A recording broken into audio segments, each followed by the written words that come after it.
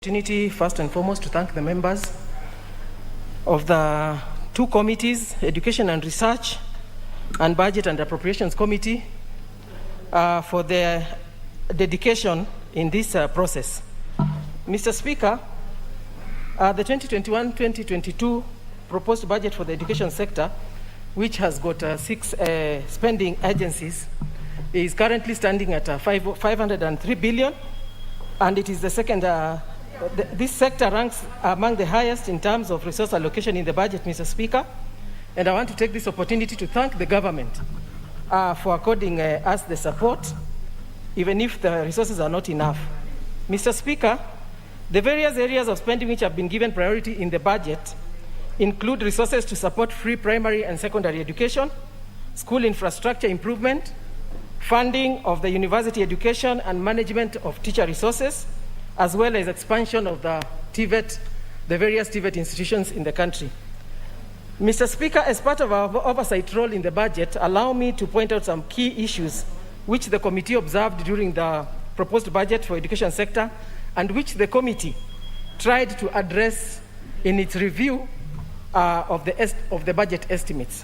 One, Mr. Speaker, my committee noted that the school feeding program aimed at retaining learners in primary schools is disadvantaged in areas not being administered in an effective manner. Mr. Speaker, one of the reasons is the inadequacies in the criteria used to identify which areas to benefit.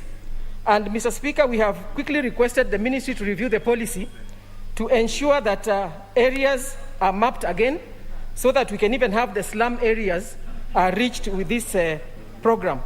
Further, we have also supported NACONEC, which is going to expand this program in terms of bringing development partners on board to ensure this program reaches many students who need a school feeding program. Mr. Speaker, the committee also noted that the ministry has been capturing learners' details called MIS, Information Management System, where we capture the data for the learners. Mr. Speaker, this is going to ensure that any capitation that goes to schools rules out any ghost students so that we have the money that is going for capitation reach the right beneficiaries. Mr. Speaker, on the expansion of TVET infrastructure, the committee also observed that the first phase of the 30 TTIs is well on course. However, the money has been released, the money that is being released is not enough, and we kindly requested the Treasury to ensure that these TVETs are completed so that the areas that have the TTIs benefit from them. The committee also, Mr. Speaker, noted that most of the infrastructure projects in public universities are not well funded, and they have really taken long to be completed. And we kindly requested Treasury through the Budget Committee to ensure that these TTIs are fully supported to be completed and for them to be completed for use. On university education, Mr. Speaker, the committee observed that most of the public universities are not well funded and are struggling to stay operational, a problem compounded by the criteria used to allocate resources to them. Mr. Speaker, a thorough review of the funding criteria for universities quickly needs to be done, which the committee is undertaking currently, so that they get adequate funding. And we have also requested for the support of the University Funding Board, which is a body legally mandated to review how the public universities are funded. We have requested for support in the current budget. Mr. Speaker, as a country, we need to have a serious conversation on whether we require the many public universities in view of the constrained resources.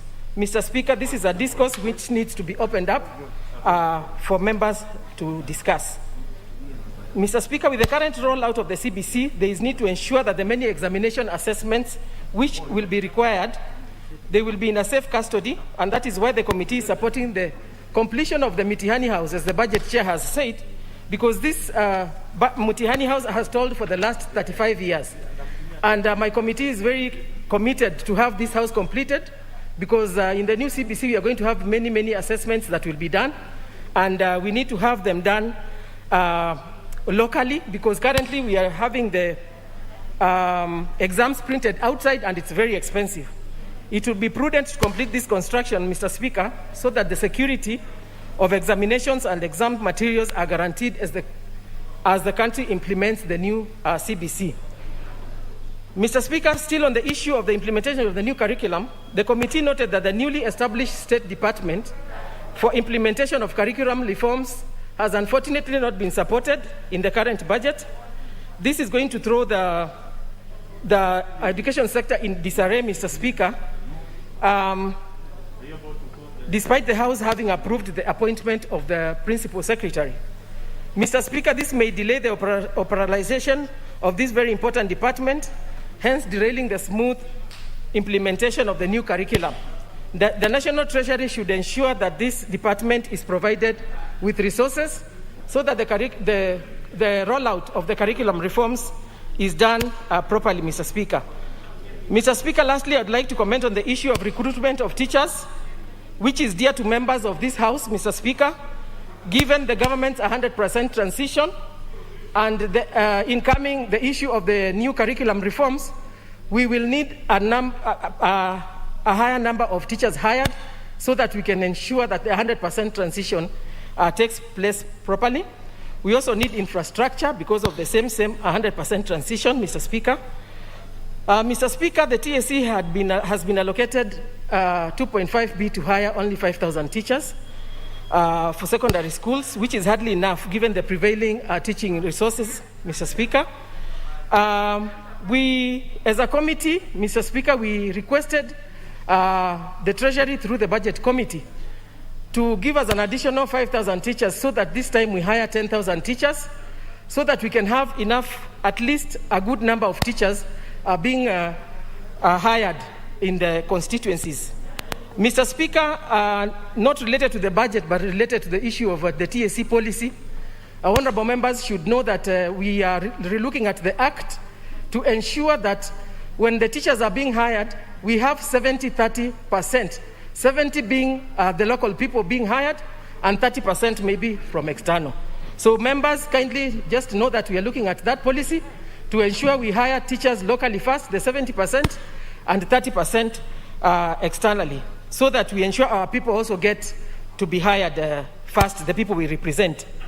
Mr. Speaker, my committee, having reviewed the budget for education sector, made policy and financial recommendations, which I believe the ministry will pick to ensure the intended outcomes of education sector are fully achieved. Thank you, Mr. Speaker.